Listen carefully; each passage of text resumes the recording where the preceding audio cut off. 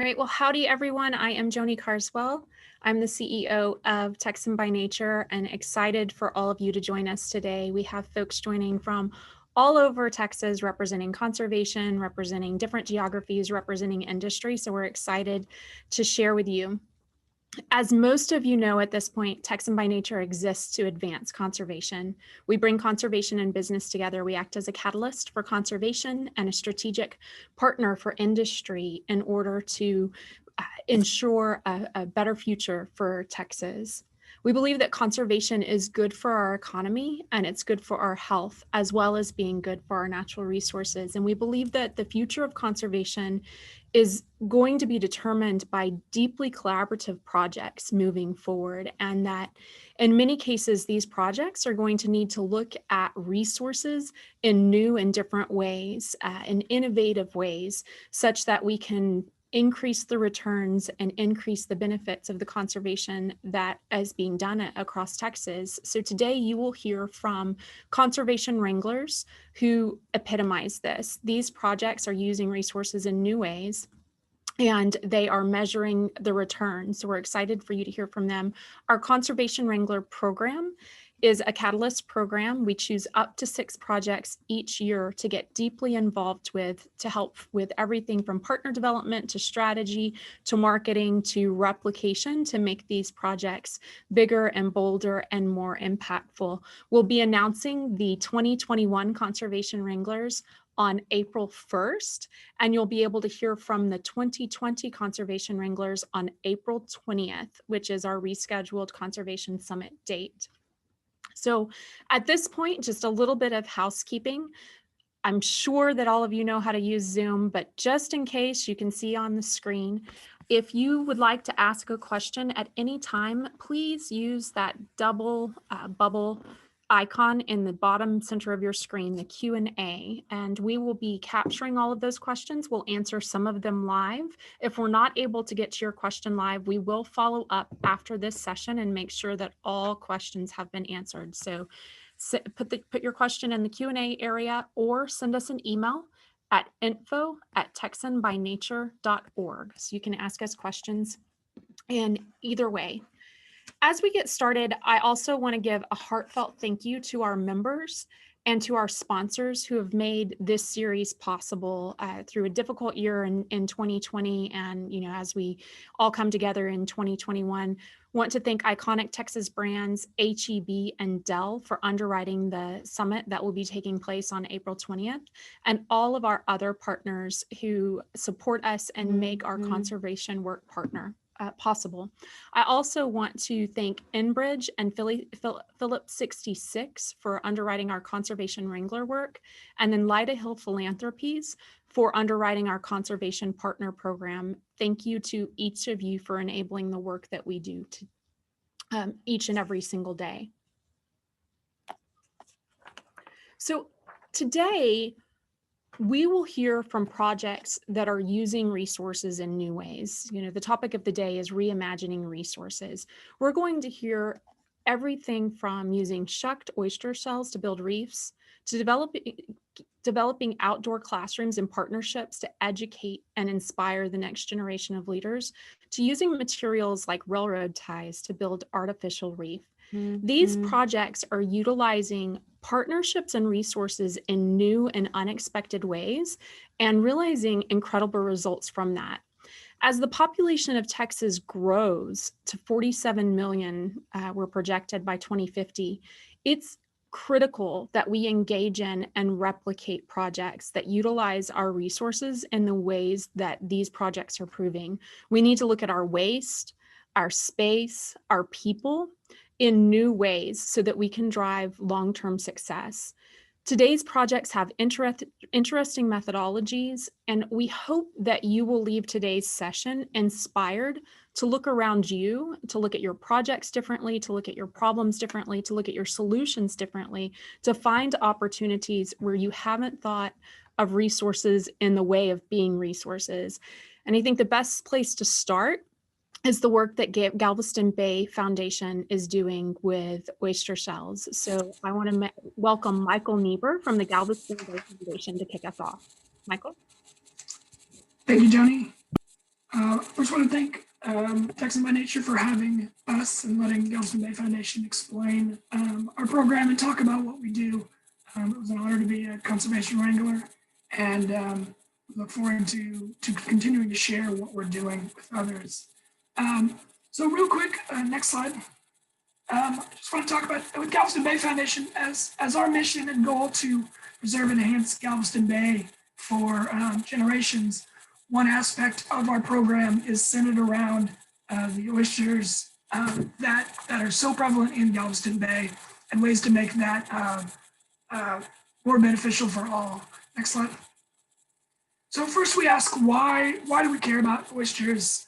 And that answer can come from a million different people and you can get a million different answers. And the point of that is there's tons of reasons why we want to support oysters, and every industry in and around Galveston Bay has a reason for that. They're huge for our ecosystems of the bay. The reefs themselves are habitats for spawning fish and shrimp and crab. All of us who love to go to restaurants and eat oysters, the oyster industry is huge, bringing in millions and millions of dollars. And the oysters themselves just benefit our waters. They purify our waters through filter feeding and enhance bay waters themselves. Next slide. So when we think about oysters globally, in fact, it is one of the most impacted marine environments globally, with, you can see, up to about an 85% global loss of that habitat. Everyone always thinks of coral reefs as kind of this big impacted, we need to go out and save them. They're pretty, they're colorful, they have lots of pretty fish. We can see them in clear waters. But in fact, oyster reefs are much more impacted and damaged on a global scale than even coral reefs. Next slide. Fortunately for us in Texas, we're not quite as impacted as that global scale. Overall, historically, we've only lost about 50% of our oyster reefs. It's sad when you say only 50%, but we are doing much better than the world as a whole, but we have had our issues as well. And at Galveston Bay Foundation, we really took to looking at how we can benefit our oyster reefs starting in 2008 after Hurricane Ike. Hurricane Ike was such a unique storm in since that, with as slow moving as it was, it brought in so much sediment from the Gulf and literally just covered up our oyster reefs. It was one of those times where we learned that how we've been harvesting oysters for so long has really impacted our reefs and left them susceptible to storms like this. With just 8 inches of sediment brought into Galveston Bay, as a whole, Baywide, we lost 60% of our oysters then and there, just being suffocated by all that sediment. And as you can see, even in parts of the bay, 90%, if not more. So we go to about 2011, and Galveston Bay Foundation started their oyster shell recycling program. And we had some trials as we went along. Storms hit. Hurricane Harvey in 2017 was another big one for us. That one wasn't the sediment buildup that we had before. This one brought in all that fresh water and turned parts of Galveston Bay basically into a freshwater lake. And all that fresh water then also killed off our oysters. So as you can see, there's lots of reasons why oysters are going to be impacted. And so the goal is, if we can get more oysters in the bay, we can help mitigate those aspects. And the one way we decided to do that was through our recycling program. Next slide. So all of our restaurants in the area that serve oysters, as soon as that oyster is shucked, goes to a table, customers eat it, they take those and they throw them away. That's a huge resource that is just being thrown away, because oysters are colonial species. They grow on themselves. They grow on that hard substrate that is needed in Galveston Bay. Galveston Bay is basically 2 substrates. It's oyster shell or mud bottom. Right? Oysters can't grow on the mud, so they need to grow on that reef structure. But when we harvest that shell, take it to a restaurant and then throw it away, we're not just removing the oyster from the bay, but we're losing the substrate that the next generation grows on. So we decided we're going to start working with these local restaurants, and instead of them throwing them out, they're going to recycle them with us. Right? So the process is simple. We provide them everything we need, currently at no cost. We provide bins, And we pick up oyster shells up to 3 times a week from local restaurants. They're loaded by hand, by staff, and then driven, next slide, to curing sites, which is properties that we either own or have leases on that allows us to clean those shells. Next slide. Over time, we usually do about 6 months of sun curing here in Texas. That sun of ours will beat down and cleans off those shells to make sure we're not accidentally bringing any sort of invasive species into the bay, any grease and cheese and things like that from the restaurant themselves. We want to make sure that we have pure, clean oyster shell to send back into the bay to rebuild and enhance those reefs. As you can see, it is a physical process. Like I said, this is all done by hand currently. Next slide. To date, we've collected a little over 2 million pounds of oyster shells since 2011. Of that, about a million, just over 1 million pounds has gone back into the bay in some sort of a restoration method. Next slide. So as the program's gone along, we're looking to advance. And one of the good things about being a conservation wrangler is Texan by Nature has really helped publicize our program and help us reach we hadn't thought to reach it before. So as our program grows, we're adapting our process and expanding our equipment and our methods to collect, cure, and then restore them to the bay. The truck there on left, number 1, is a truck we've just developed and built. It will be one of a kind for oyster shell recycling. It's currently already been purchased and is being built out right now. This is going to enable us to easier reach restaurants as we expand our footprint into Houston, going into Houston proper. Those of you guys are from the Houston area, what we call the inner loop. There's lots of restaurants there, but you're getting busy, narrow streets. This is allowing us not to have to drag a truck and trailer into those areas. It's also going to allow us to dump directly into the bin, and it's going to take a lot of wear and tear off of our staff. So that's really exciting. We also just received some funding to purchase a trailer, number 2, a dump trailer like that. That's going to help us transport shell on a much more convenient method. This one in picture in particular is shell being brought to one of our restoration sites. And we're also going to be looking for new equipment, like in number 3, a skid steer or a larger tractor to help us manage those curing sites. We're partnering with the U of H, University of Houston, and Texan in Galveston to do some research on our curing site to develop the most effective way to clean and cure those shells. We want it to be the safest way as possible, plus the minimal amount of work on our end as well. Next slide. So as our program's grown over time, and in particular since we became a conservation wrangler and have got our program acknowledged elsewhere, we're looking to expand our reach. Currently, we work with 11 restaurants in and around the greater Clear Lake, Pima area off Galveston Bay. But our goal is to reach farther into Houston, where we can reach larger restaurants, larger quantity of shell, and in more of a combined location. So we have a few potential restaurants that will be spearheading a startup with us this coming summer. The plan was we were going to start that last year, but as COVID limited the amount of restaurants, we took the year to kind of streamline our program, and we'll be starting it again. We did have plans for a 2020 Oyster Festival in Houston to benefit our program. That was put on hold last year. It will be in April, ideally 2022. So those of you who are looking ways to get involved with the program, it literally can be as simple as coming in and eating oysters, and that benefits our program as well. Next slide. So let's talk about why we use that shell. That's ultimately the point. It's not just collecting it, it's getting it back in the bay. And we do that on lots of different scales. But our favorite thing to do is doing it with volunteers, doing it with people from the community, businesses. youth groups, schools, scouts, those kind of things. Getting people in the bay, getting their hands on that oyster shell and putting it back is our ultimate goal of the program. Next slide. So we do that in a couple different fashions. We do hands-on reef restoration where we get people out to build reefs. They do it by hand, wade out in the waters, and get to place the shell in about 30 pounds at a time.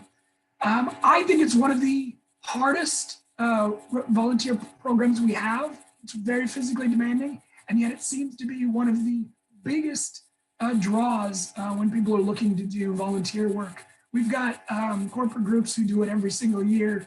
It's part of their team building. The volunteers look forward to it every year. Some have been out 4, 5, 6 years in a row.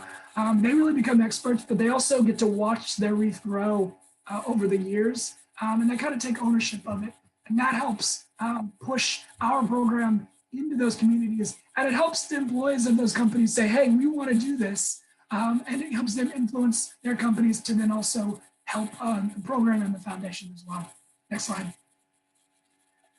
And again, like I said, we do this on both scales. Youth, we've got scouts, we work with schools. Our education department currently works with up to 50 schools in and around the area. The one good thing about COVID is we have expanded our reach.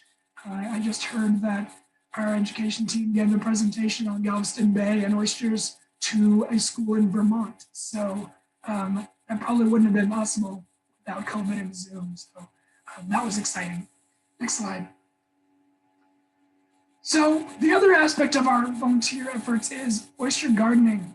That's a more of a specified program because we work with people who have houses on the water right on Galveston Bay. So it kind of limits our program, but we like the idea of expanding the information about gardening. And that's just simply taking recycled shell and then hanging it off their docks, off their bulkheads, off their piers, and basically raising these micro ecosystems. It helps recruit new oyster growth, but it also brings these individuals into the bay and they can really see what an oyster reef does. As you can see, we work with all sorts of volunteers. It's a great program. We get kids involved. Next slide. And you get that new growth of oysters that is really the goal of the program. The picture you see here is new oysters on recycled shell. And that's basically the goal of it. Oysters will just attach directly onto that shell and start growing. And the clump, go back one more slide. The clump you see there on top is the result of 6 months of our gardening. Inside those shells is a single recycled shell. And every oyster you see on there is brand new within 6 months of that shell going in the water. This shell in particular was our best one. Go back one more. We had 38 new oysters on a single recycled shell. So going forward, that's the goal when we talk about bringing that 2 million pounds of oyster shells. The amount of service area and production we can bring to Galveston Bay will be wonderful. Go ahead and flip through the slides. Like I said, this just gets volunteers out in the water. Next slide. And really gives them a chance to take ownership. So using that recycled shell brings the community of the greater Galveston Bay area directly into the water, and it starts at our partner restaurants with eating oyster shells and recycling that shell back to us. I think there'll be some Q&A later, so if you guys have any questions. Otherwise, I do have an email address on here. If you have any direct questions, you can reach me here or get my information from Texan by Nature. Thank you, guys. Thank you so much, Michael. I think I would take a 38-to-1 return any day of the week for any project. That's incredible. One quick question before we move to the next speaker. Sure. I know that you're expanding in Houston. What type of avenues or what do you need to put in place to be able to expand to take partners in other parts of Texas as well? So that's a great question. Currently, there are 2 recycling programs in Texas. Corpus Christi with TxN and Corpus Christi also has a program. Theirs has been around a lot longer. Theirs is very targeted, not as many restaurants as we are. We've always had groups that have reached out on wanting the ways to either work with us or start their own programs. The biggest thing that we can say is expanding to other areas is it really comes down to partners, whether it's funding partners, whether it's working partners, people that can actually do the collection. Places to store shell is a big aspect of ours. We're always looking for properties to lay out shell. It's not the most glamorous job in the world. These do come directly from restaurants. They've been sitting out in the sun for a couple of days. We take them out. So we always look for large, lots of land just to put the shell out. But land that's easily accessible. We got to bring in large equipment, tractors and trucks and things to get on the property, to manage the shells, to move them. So land is another aspect. Again, like most of our programs, funding is always big. If we can find partners to help us expand new equipment, like you said, that truck we just got is wonderful. Having 2 of those would help us get into larger areas or maximize how many shells we can pick up. Currently, we pick up 3 times a week. Our goal is to go to potentially 5 days a week using the 2 systems, the truck and trailer and the new truck. But again, we can only get to so many restaurants. So if we had double that equipment, double that staff, we could reach out to more restaurants at a time. Houston's a really, really big city. So getting around to it on just a single day is impossible. So there's a lot of driving and a lot of the mileage and staff time as well. Well, thank you so much, Michael. We'll bring you back at the end to answer some questions. And for some of our industry partners, I hope their wheels are turning, because storage, transportation, distribution, I know we have some experts that are listening and get those wheels turning on how we can make this potentially a statewide effort. So moving on to the second speaker of the day, we're going to hear from the Lower Rio Grande Valley Learning Landscapes Collaborative. I have Alan Williams and Flor Gomez with us today to talk about how they're transforming outdoor education and really lives and habitat for many species in the Lower Rio Grande Valley. So with that, Alan and Flor, please join us. Thank you, Joni. Thank you.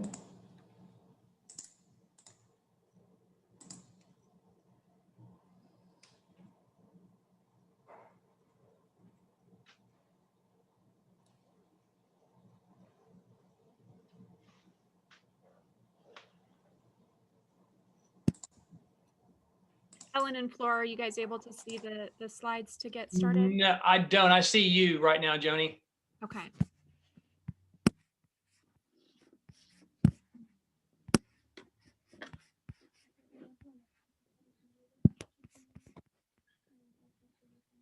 Okay.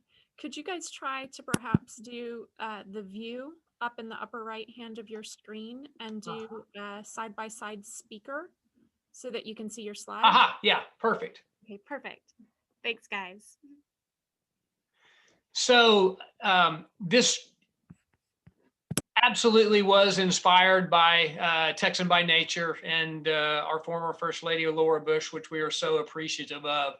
This is a picture just kind of giving a glimpse of what this whole program, or really this collaborative, is about. And it was, how do we get children involved in appreciating the natural world around them, the flora and fauna of the region. And we had, this was a true collaboration by a lot of people, as the following slides will show. So we'll go next slide. It really started out with a partnership with Santa Ana National Wildlife Refuge and the U.S. Fish and Wildlife. And it was an alignment of common goals and missions. And there was an original grant that came from the 5-Star and Waters. It was about $43,000 that was divided between 3 elementary schools within FAR, San Juan, and Alamo. And it brought refuge staff to school campuses with administrators, teachers, and children, planting native butterfly gardens and native habitat. Go to the next slide. It also included high school students involved in developing interpretive signs. So these signs, when people are walking by and they may see something that's other than the manicured lawn and wondered why haven't people been mowing it? Well, if it's not in full bloom, the interpretive sign can help them understand this is here for a reason, this is here for a purpose, this is here for education. Next slide. And then the building upon partnerships, when other people started seeing what was going on, U.S. Fish and Wildlife recognized the power and the benefits of what was happening on these campuses. There were more funds that came to another elementary school to not only create a butterfly garden, but we literally transformed about 5 acres into a butterfly park. The next slide. So the goal was, how do we scale up? How do we get other school districts to see what was happening with Santa Ana and PSJA ISD? And how could we as a school district share that information, share what was working? And one of the tools that we had been using was the National Wildlife Federation's Certified Schoolyard Habitat. So this gave a basic outline that our teachers could download and read about, and it gave some curriculum recommendations, which as Floor will kind of dive much deeper into, for our teachers to be convinced that it's okay for them to spend time taking students outside, they must, for the most part, know that it is building upon what they are needing to teach the kids in order to pass the STAR exams.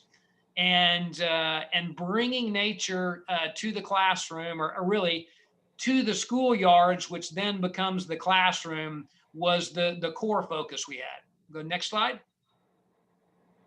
So this was a true partnership and a collaboration. It started out at Region 1 with a proposal to a lot of superintendents and the school districts that bought into it and said, we like this, we want to be a part of it. We're Donna ISD, McAllen ISD, Harlingen ISD, and we did start out with Idea Public Schools for the first year, and it just was a little more difficult for their science curriculum coordinator to work with us because she was actually based out of Austin. So we'll go next slide.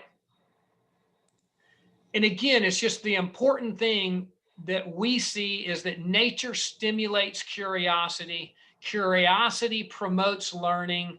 So let's invite nature into the school campuses. And the best way to do that is planting plants. And not just us, but the students planting plants. Go next slide. So one of the things that TEA is telling us is we are really behind throughout Texas schools on literacy. So environmental literacy, understanding how to describe what students are seeing, understanding the terms that describe a functioning ecosystem, understanding these words, and it's just so much easier for the students to see it, to utilize it when they are outside and they get the full 5 senses. Next slide. And in the teacher's perspective in that sense was to go ahead and bring in what TA wanted, which is the TEKS, but truly embed what teachers need of students, and that is to create a sensory garden, something that they could go in, read, and then do what they were reading, so that in a way it could improve literacy amongst all aspects. So what we as collaborators and curriculum writers, what we were intending to do with the program when we first met was to create a curricula that will not only integrate science, but the initiatives of cross-curricular type of curricula. And that's was our basis of our system. And one of the ways we were able to make this work is the actual school board. They signed a proclamation, a schoolyard habitat proclamation, and it was approved and voted on by the entire school board and the superintendent. And this just happens to be a picture of Donna ISD's school district proclamation that was signed and put into place. Yeah, Next so on that one, I just wanted to mention one quick little thing. That was a collaboration between Santa Ana Park Rangers, superintendents, district personnel, and it basically became a ripple effect that started with an idea that then became a proclamation. But just a couple of bits of statistics. When we first started with this proclamation, our district here with Donna ISD, we started with one campus, trained one teacher, and taught 62 students. So what that has become now after 4 years is now we have 14 elementary campuses with outdoor learning landscapes. 89 teachers have been trained and over 2,900 students have been taught the TEKS that were being incorporated with this program. And now it first started with only one grade level and it has now become 2 grade levels. And we're now still continuing to add more grade levels onto the curriculum due to the amount of responses, positive responses that we're getting. So this current slide in front of you is the 4 science curriculum coordinators from the 4 different schools. Actually, Flora's definition is, or title is a science strategist. Is that correct?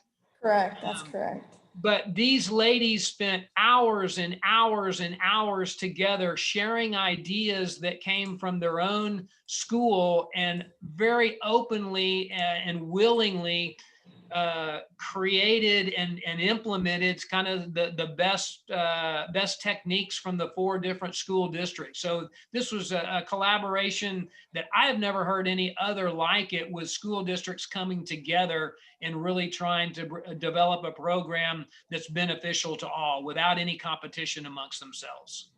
And the way that we started this here was we took a back burner into seeing what is it that students are coming in and have difficulty understanding or are coming in with a lack of prior knowledge.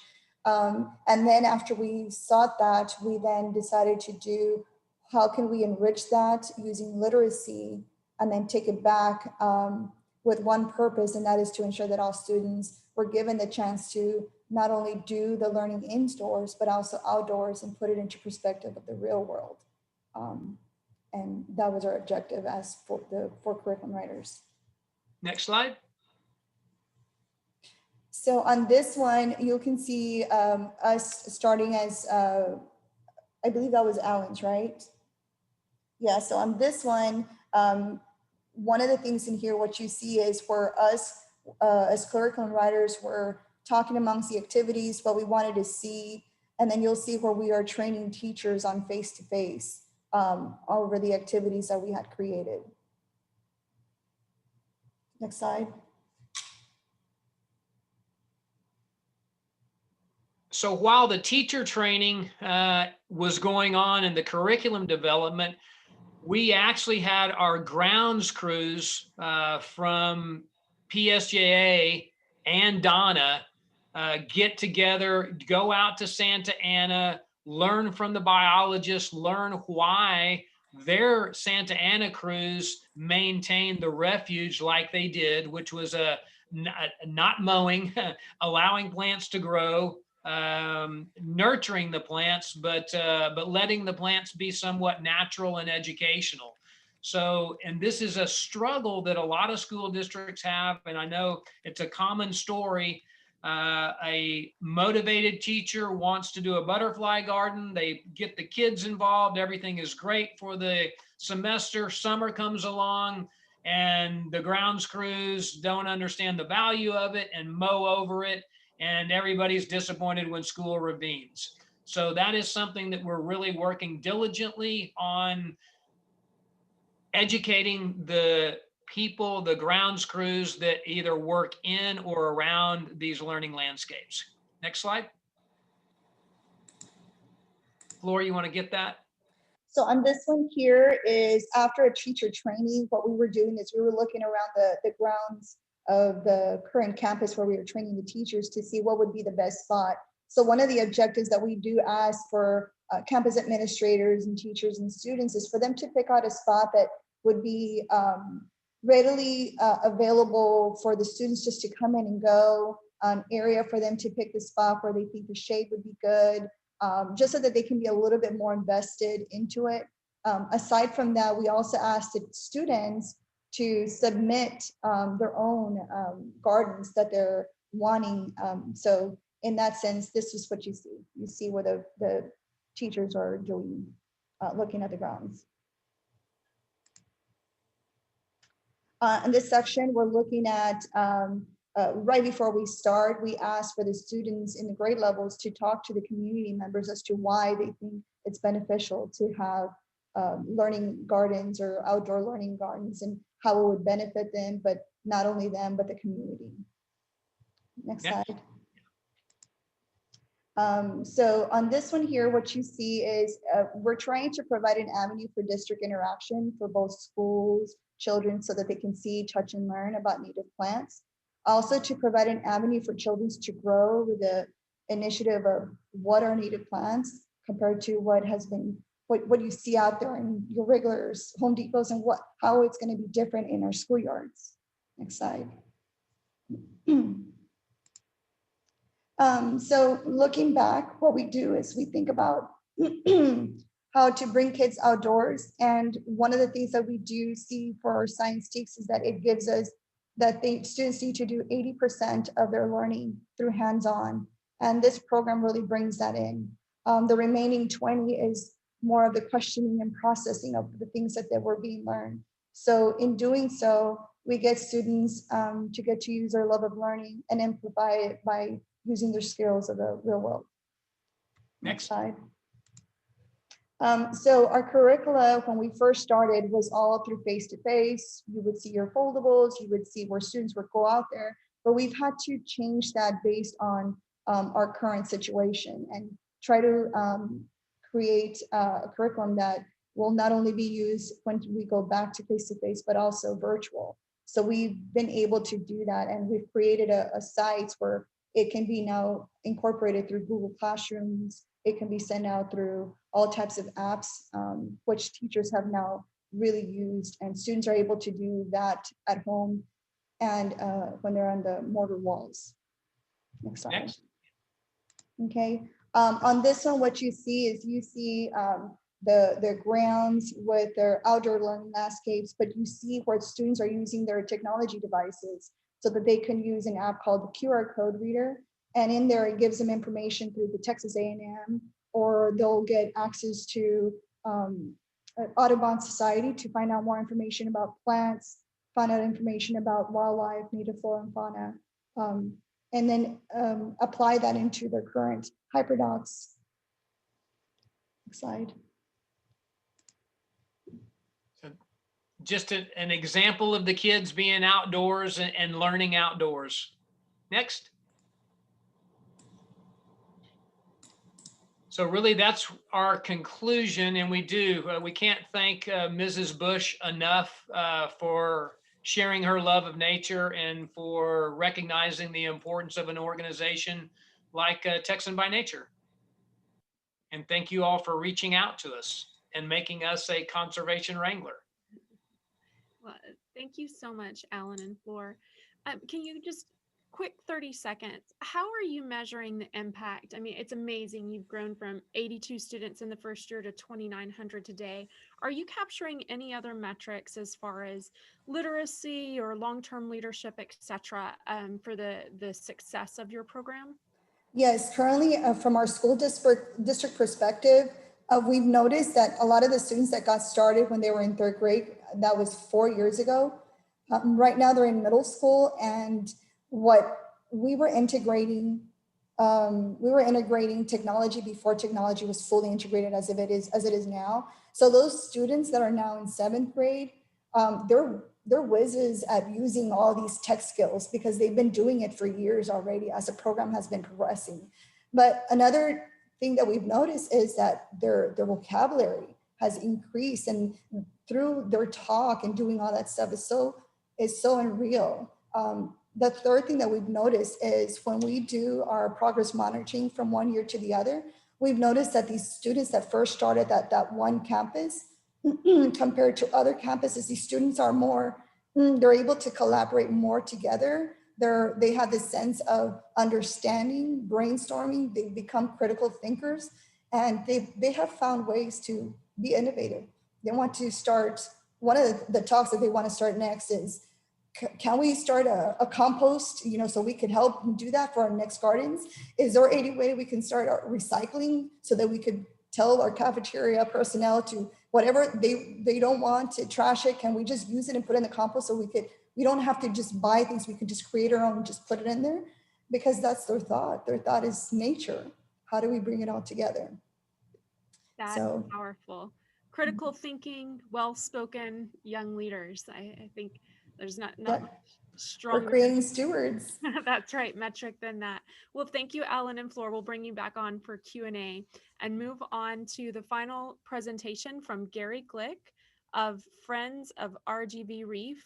I'm excited for Gary to share some really interesting things they're doing to create artificial reef down in RGV. So Gary, if you'll join me on video, we'll get going.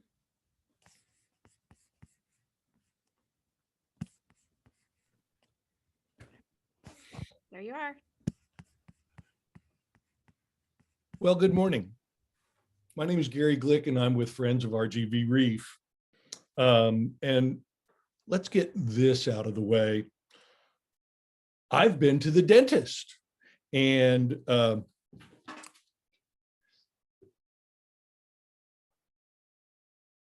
had this strong desire to park in the front lawn when I got home, and they gave me a device that would replace the teeth rather than make me talk like this. And I figured it was better if I looked stupid than if I sounded stupid. And I also thought I'd be able to hide behind the slides, but I can't. And I thought I would tell everybody, I'm not as dumb as I look, but, Jay Gardner and John Blaha are in the audience, and they would certainly say, well, how could you be as dumb as you look? And the sad truth is that I can be, and we'll return to that issue when we get to the, what did you learn during your tenure as a conservation wrangler part of the program. But let's start with this first slide. We're artificial reef builders, and this is the big pile, yet unnamed and unsponsored. It's comprised of worn out, recycled concrete railroad ties from the BNSF Railroad that they gave and brought to us. It is fabulous habitat for high relief habitat. It's most people that build artificial reefs build high relief habitat. This one's particularly high. It stands up 32 feet and it's able to, the current wedges nutrient-rich bottom water up off the bottom, and that generates a plankton bloom. And if you look in the far distance, you can see the little tiny fish. Those are the sardines and menhaden that eat the plankton that grow in that nutrient-rich water. We generated a plankton bloom there, and you can see greater amberjack and lesser amberjack and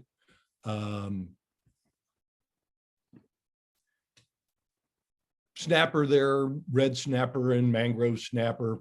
But there's something really wrong with this picture. And as old salts, we'd seen this stuff over and over and over again.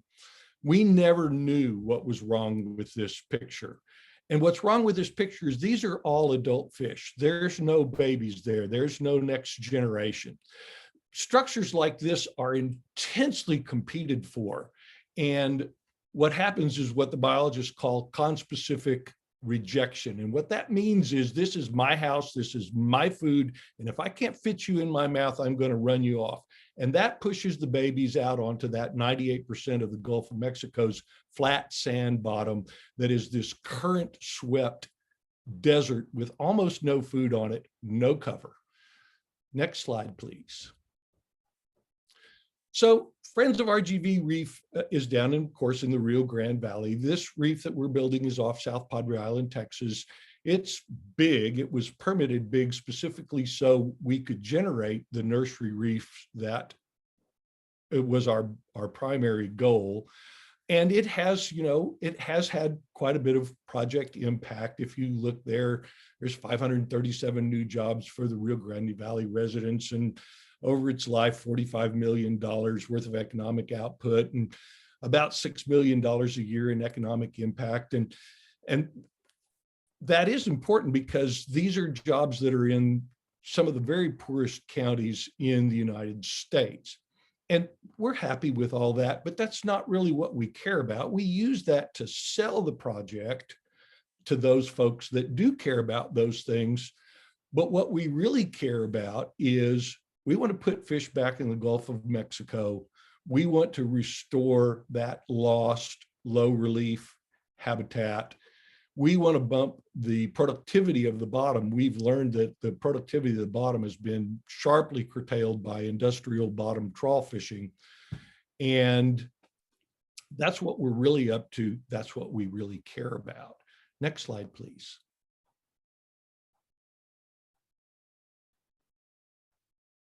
This is one of our very first test patches that we put together for RGV Reef, even before there was an RGV Reef, to see if there was demand for nursery structure and what would work. And, this is really simple. It's 5 cinder blocks on the bottom. What can 5 cinder blocks do? Well, when you put a bump on the bottom, it really does magical things. First off, it gives these fish a place to get out of that unceasing current. It helps them find food. Because they're out of the current, they can rest and turn that food into body mass. It gives them an address, which doesn't sound important, but if you're being swept along 24 miles every day, you don't learn that little spot where there's a little biomat on the bottom, and there are worms and crustaceans and mollusks and tudicates that you can feed on. Then if the crack or crevice size is right, and these are actually a little bit large, we didn't know that, but we found it out with time, then that gives you a crack or crevice that you can get into and hide from predating fish. The other thing that it does, I think, is super important, but it's much more subtle. When you make a break in the current, it generates these little vortices that pull organics out of the water column, all of the seaweed and dead plankton that's drifting to the bottom, and it generates a slightly more dense carbon footprint there in that area, which can generate that biomat that feeds the microorganisms, that feed the worms, that feed the crabs, that feed the crustaceans, that bumps the bottom of the food chain. Next slide, please. So over the last 3 years, we've put down quite a bit of material. We've established the first industrial scale nursery reef in the world. We put down, up until the time we became conservation wranglers, we'd put down about 10,000 tons of material, and we get a little bit more efficient, a little bit smarter about it every year. But what have you done for me lately? Well, this past summer, we sank 2 different vessels. Large vessels generate high relief, and high relief does good things. Now, I'm inclined to say we're different, but we really are different. I think that we're the only people that really pay attention to the biologists that are actively building reefs.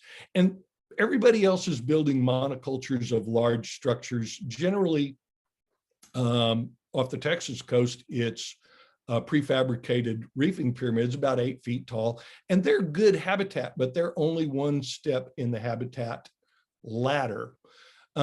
This is the EMR Captain Barry, named for one of our partners, and an incredible old salt.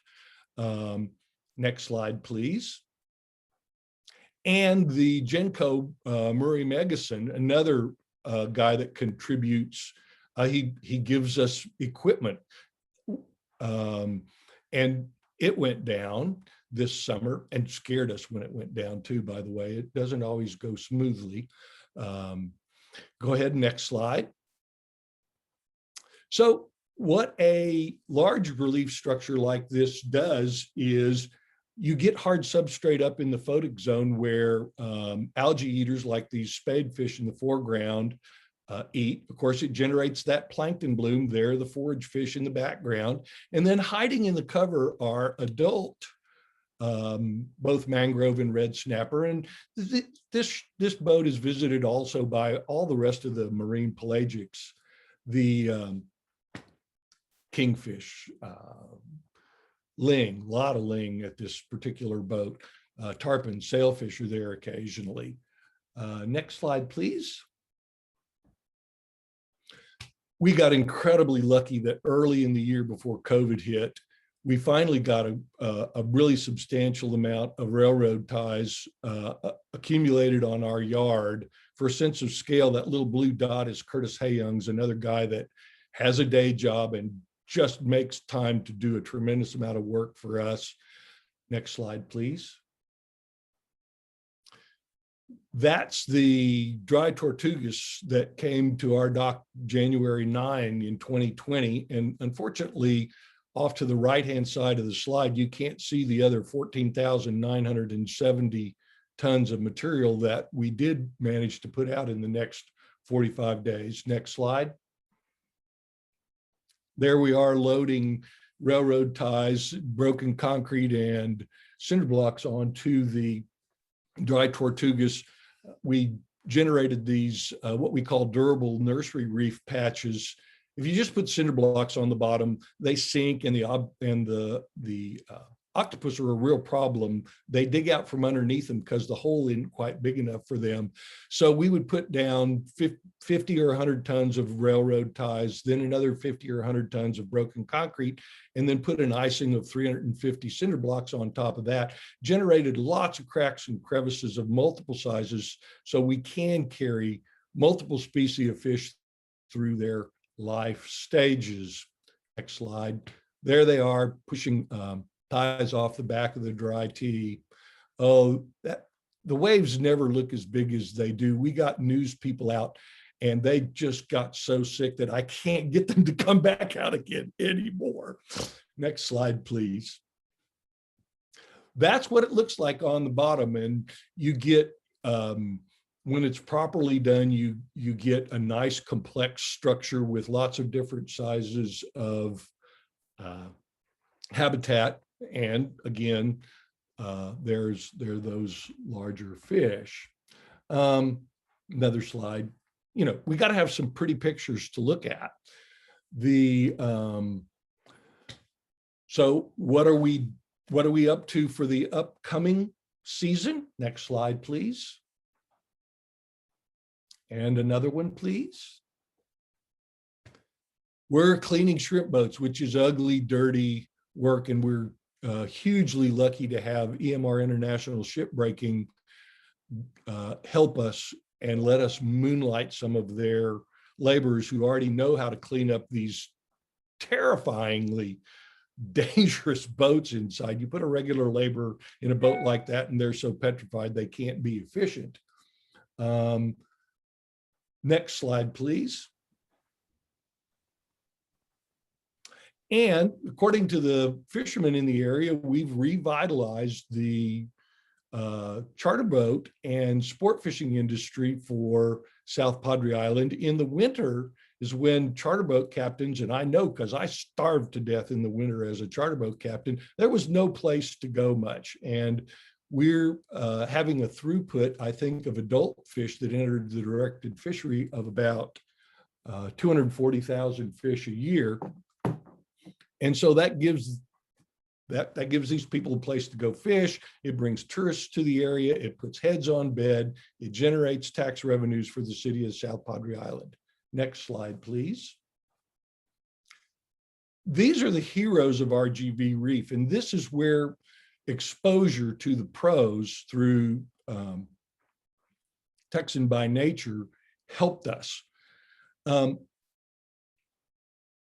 It helped us break the cycle of mirror thinking. We're unbelievably efficient at what we do. Most commercial reefing contracts put down material for about $1,000 a ton. We use recycled materials that we get out of the local economy, the broken concrete. We get from BNSF, we get these railroad ties. We put down material for about $100 a ton. I was real proud of the fact that we only spent about 3% of our budget on admin, because what we thought is if people understood how effective this can be and how unique what we're doing and how efficient that we were, that the money to pay for the boat to move the material offshore, which is about the only thing we don't get donated, would come to us. That's mirror thinking. I look in the mirror, I think the way I think everybody else thinks that way. That was stupid. So that's evidently that's the end of my presentation. Thank you so much, Gary. The progress made even in the last 6 months, just the sheer amount of reef that you guys are building and so efficiently is an incredible testament to collaboration and looking at resources and helping partners to look at resources in new ways. If the other panelists would please join me for a few questions, and for those who are attending, I know that many people are about to probably move on to their next meeting. If you do have questions, go ahead and put those in the Q&A, and we'll make sure that we get answers to your questions in written form. So if there are things that are tickling your mind, please put them in the Q&A.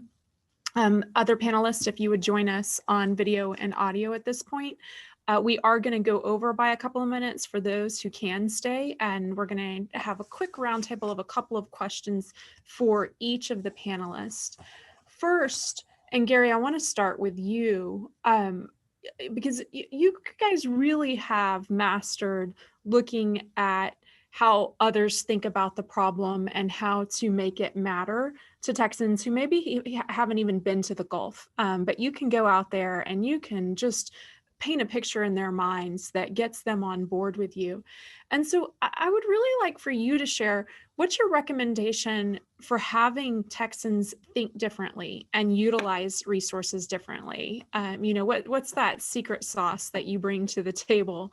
And I'm going to ask each of you the same question, but Gary, if you would start, what recommendations do you have for others as they look about them of different ways to think about their own projects or problems? Well, stop the mirror thinking. Sometimes that's not possible because it's just not who you are.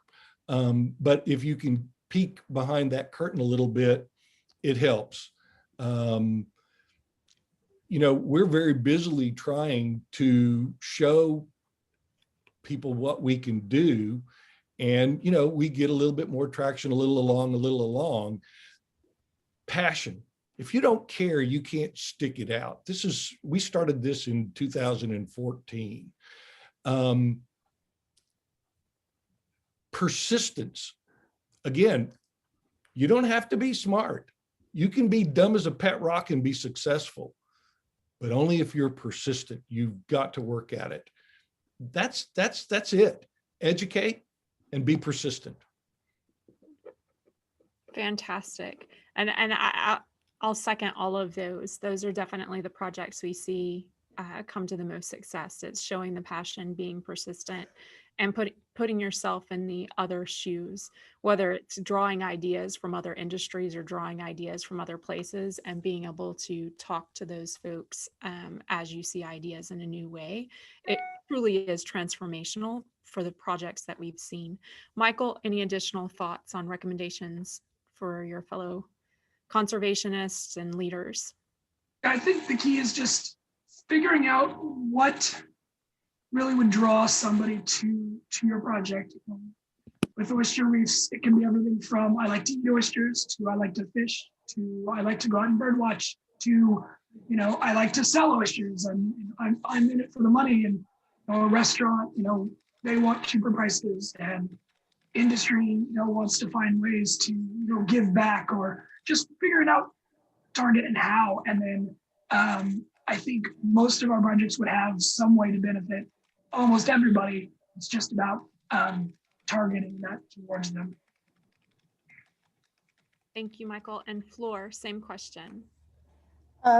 For us, from what I see is the objective first is to find a passion of where you want to make the change. Once you know where you want to do that, then find ways, and not only to capture yourself, but the audience that you want to help you make the change, and find a way to get them invested into your project. And our sense was, our goal was not only to help the students understand what we have here and the passions that we have for what is native flora and fauna, and to get them to love what we have in the Rio Grande Valley. A lot of times what happens is everyone wants to go up north. Oh, we want to go see the mountains, but we have so much here that we have to offer. We've got beautiful plants, lots of birds. So if we can get that passion and those to stimulate that, then not only will you be reaching the small that you intended, but you'll reach the community. You'll reach plethora of individuals that share the same passion as you do. Absolutely. Thank you, Floor. And that's so insightful, because sometimes it can feel like, a boil the ocean exercise of, well, how am I going to imagine something new? There's all these things. What do I do? But just boiling it down to its essence of, what is the one thing that I want to change? What are we most passionate about? What is the problem in its smallest form, can help to then start to look at the solutions and the resources in a different way, which I know each of these projects is a perfect example of. And then one additional question that is similar, yet perhaps different than what you answered. What is the one lesson for everyone who joined us today? What is the one lesson that you've learned through all of this, that you're sitting down with coffee with one of these folks, that you would tell them and getting their project started in their community? What is your best lessons learned for them to get going? And Michael, let's start with you this time. I think, what I've learned personally, and just our program in general, my team is very conservation in the field oriented.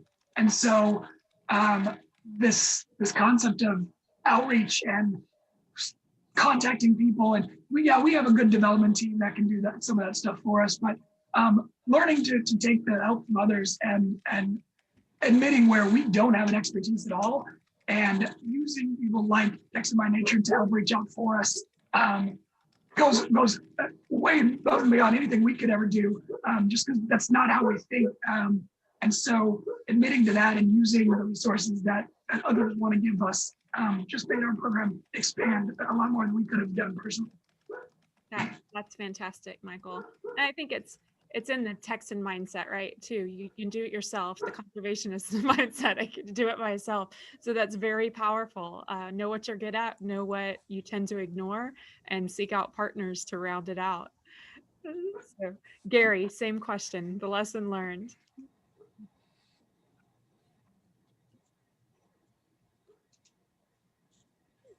Ask me again, please. I'm not sure I follow. Yeah. What is the one lesson that you would want folks to leave with today that you've learned from your project that would help them create their own project, or start something in their own community? What's the biggest lesson you've learned through your work that they can take away today?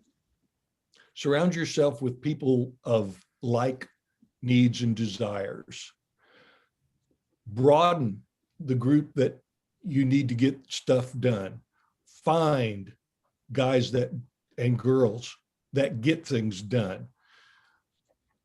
For our project, we need a talking head. We need a guy that can move material across an industrial dock space, Daniel Bryant. We need somebody to help us with our electronic footprint, Curtis Hayyoungs. We need people that are like us, that are willing to fund us, and those are our heroes. So those are the pieces that you need. You need a well-rounded organization that can be efficient and effective at everything you do.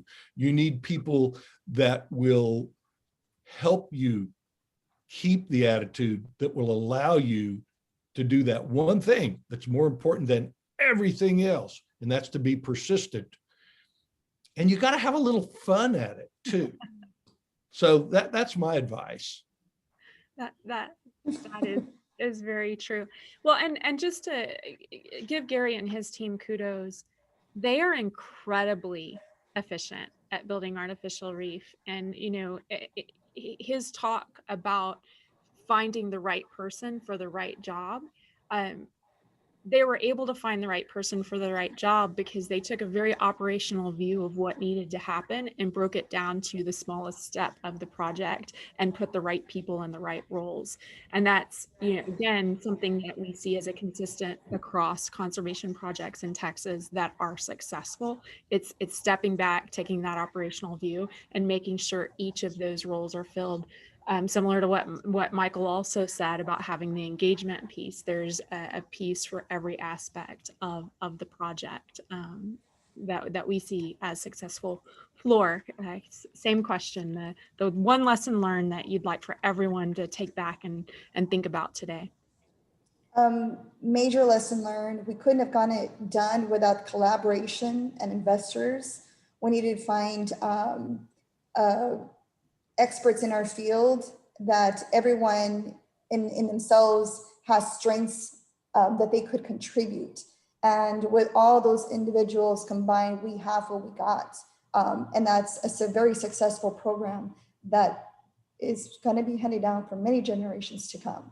I mean, you're talking about from a little idea that came about, and now just in my district, we've reached at least close to 3,000 students. And we've now done it in 4 districts. So, and our districts is smaller compared to the other 3. But if you can just think about the little ripple that you're causing because of collaboration and investors, and just like Gary said, they are heroes. So that is a major lesson learned, because everybody has something that they can contribute. Everyone has strengths in how they can help. That's a major lesson. Absolutely. Thank you so much, Floor. And also, again, major kudos to you. It is the only project I know of its kind that brings as many school districts together to truly work with one another, cross curriculum and consistent implementation. It's incredibly impressive and well done on that partnership front. So for all of those still with us, thank you so much for joining us today. If you do have questions, please feel free to put them in the Q&A or send them to info@texanbynature.org. We'll work with our incredible speakers that we had today to answer those questions and get them back to you in written form. This session will be available via video in the next few days. We'll send that out. So if you want to rewatch it or to share it, it will be available along with that Q&A. And I just wanted to thank, again, everyone who joined us today to take part in this conversation. I want to thank Gary and Michael and Alan and Floor for sharing their magnificent projects with us, and all of our members and sponsors for making the series possible today. Look for the email after this. Let us know your thoughts. We'll send out a survey. Send us questions, and there will be a link to register for our next virtual event, which for the first time ever, our summit is going to be available virtually on April 20th. So I hope you will join in the panel discussions on that day. There will be 3 different panels that all of you can join. But until then, thank you all